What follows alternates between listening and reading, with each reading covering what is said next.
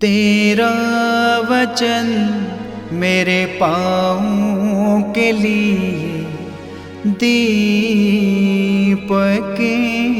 है और मेरे मार्ग का उजियाला है। तेरा वचन मेरे पाँवों के लिए दीपक है। रचते थे, वे योआकीम के यहाँ आया जाया करते थे, और जिनका कोई मुकदमा रहता वह सब उनके पास आते थे। जब दोपहर के समय लोग चले जाते तो सुसन्ना अपने पति की वाटिका में, दोनों नेता उससे प्रतिदिन वाटिका में घूमते और टहलते देखते थे, और उनमें सुसन्ना के लिए प्रबल कामवासना उत्पन्न हुई। उनका मन इतना विकृत हो गया कि उन्होंने स्वर्ग की ओर नहीं देखा और नैतिकता के नियम भुला दिए। वे उपयुक्त अवसर की ताक में ही थे कि सुसन्ना दो नौकरानियों के साथ अपनी आदत के अनुसार वाटिका में घुस गई। उस दिन बहुत गर्मी थी, इसलिए वह स्नान करना चाहती थी। उन दोनों नेताओं को छोड़कर जो छिपकर उसे ताक रहे थे, वहां कोई नहीं था। उसने अपनी नौकरानियों से कहा, जाकर तेल और मरहम ले आओ और वाटिका का फाटक बंद कर दो, जिससे मैं स्नान कर सकूं। नौकरानियां बाहर गई ही थी कि दोनों नेता उठकर सुसन्ना के पास दौड़ते हुए आए और उससे बोले, देखो, वाटिका का फाटक बंद है, कोई भी हमें नहीं देखता। हम तुम पर आसक्त हैं, हमारे साथ रमण करना स्वीकार करो, नहीं तो हम तुम्हारे विरुद्ध ये साक्ष्य देंगे कि कोई युवक तुम्हारे साथ था और इसलिए तुमने अपने नौकरानियों को बाहर भेज दिया। सुसन्ना ने आह भर कर कहा, मुझे कोई रास्ता नहीं दिखता। यदि मैं ऐसा करूंगी तो प्राणदंड के योग्य हो जाऊंगी।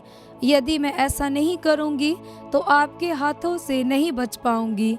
फिर भी प्रभु के सामने पाप करने की अपेक्षा निर्दोष ही आपके हाथों पड़ जाना मेरे लिए अच्छा है।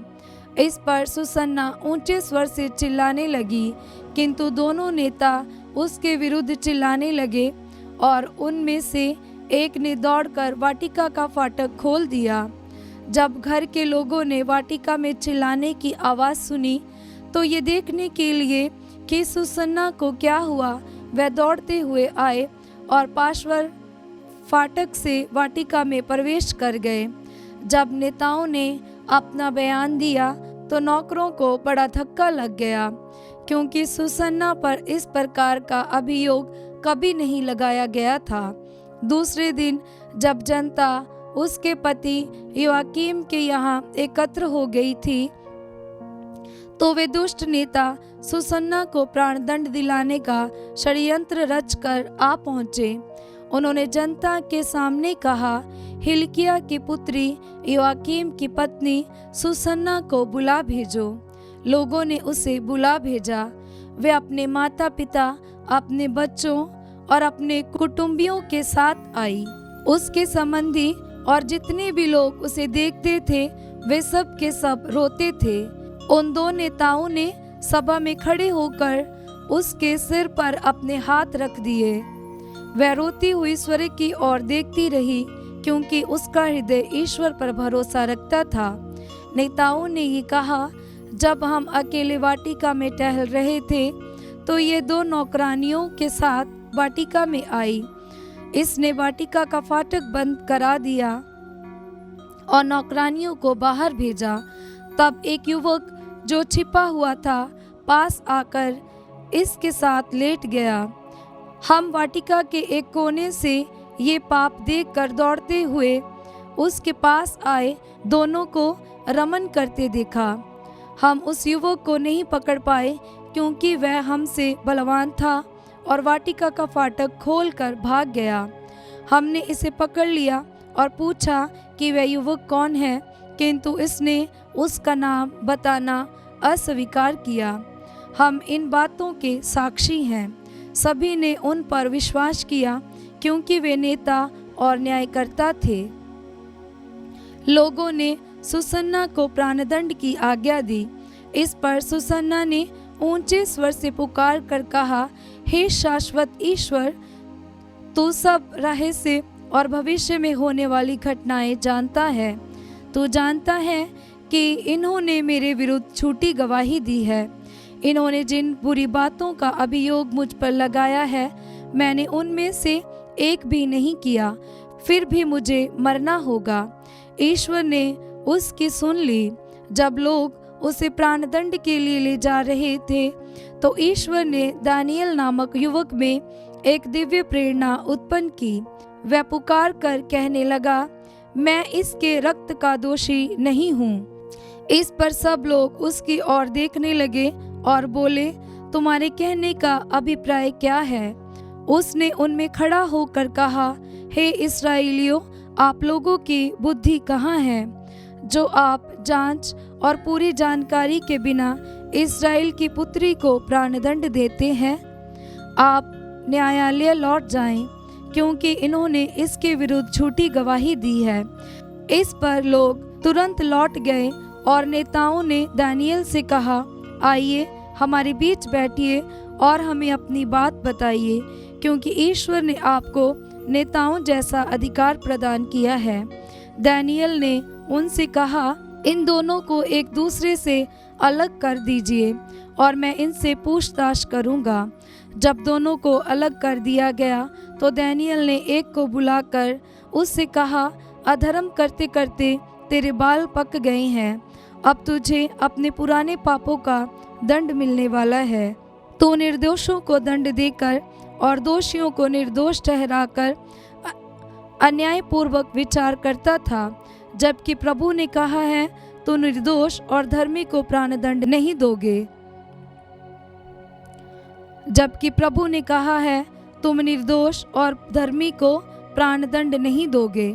अब यदि तूने इसे देखा तो हमें बता कि तूने किस वृक्ष के नीचे दोनों को एक साथ देखा। उसने उत्तर दिया, बाबुल के नीचे। दानियल ने कहा, इतना बड़ा झूठ बोलकर तूने अपना सिर गवा दिया है। ईश्वर के दूत को ईश्वर से ये आदेश मिल चुका है कि वह तुझे 2 टुकड़े कर दे। दानियल ने उसे ले जाने की आज्ञा देकर दूसरे को बुला भेजा और उससे कहा, तू यूदा का नहीं, कनान की संतान है। सौंदर्य ने तुझे पथभ्रष्ट किया और वासना ने तेरा हृदय दूषित कर दिया है। तुम लोग इस्राएल की पुत्रियों के साथ इस प्रकार का व्यवहार करते थे और वे डर के मारे तुम्हारा अनुरोध स्वीकार करती थी। किंतु ये यूदा की पुत्री है जो तुम्हारे अधर्म के कारण नहीं झुकी है। तो मुझे बता, तूने किस वृक्ष के नीचे दोनों को साथ देखा? उसने उत्तर दिया, बलूत के नीचे। इस पर दानियल ने कहा, तूने भी इतना बड़ा झूठ बोलकर अपना जीवन गंवा दिया है। ईश्वर का दूत हाथ में तलवार लिए प्रतीक्षा कर रहा है। वह तुझे 2 टुकड़े कर देगा और तुम दोनों का सर्वनाश करेगा। तब समस्त सभा ऊंचे स्वर से जयकार करते हुए ईश्वर की स्तुति करने लगी, जो अपने पर भरोसा रखने वालों की रक्षा करता है। दानियल ने उनके अपने शब्दों द्वारा दोनों नेताओं की गवाही असत्य प्रमाणित की थी। इसलिए लोग उन पर टूट पड़े और उन्होंने मूसा की संहिता अनुसार उन दुष्टों को वह दंड दिया जिसे वे अपने पड़ोसी को दिलाना चाहते थे, और लोगों ने दोनों का वध कर डाला। ये प्रभु की वाणी है। ईश्वर को धन्यवाद। भजन अनुवाक्य। चाहे अंधेरी घाटी होकर ही क्यों ना जाना पड़े, मुझे किसी अनिष्ट की आशंका नहीं, क्योंकि तू मेरे साथ है। चाहे अंधेरी घाटी होकर ही क्यों ना जाना पड़े, मुझे किसी अनिष्ट की आशंका नहीं, क्योंकि तू मेरे साथ है। प्रभु मेरा चरवाहा है,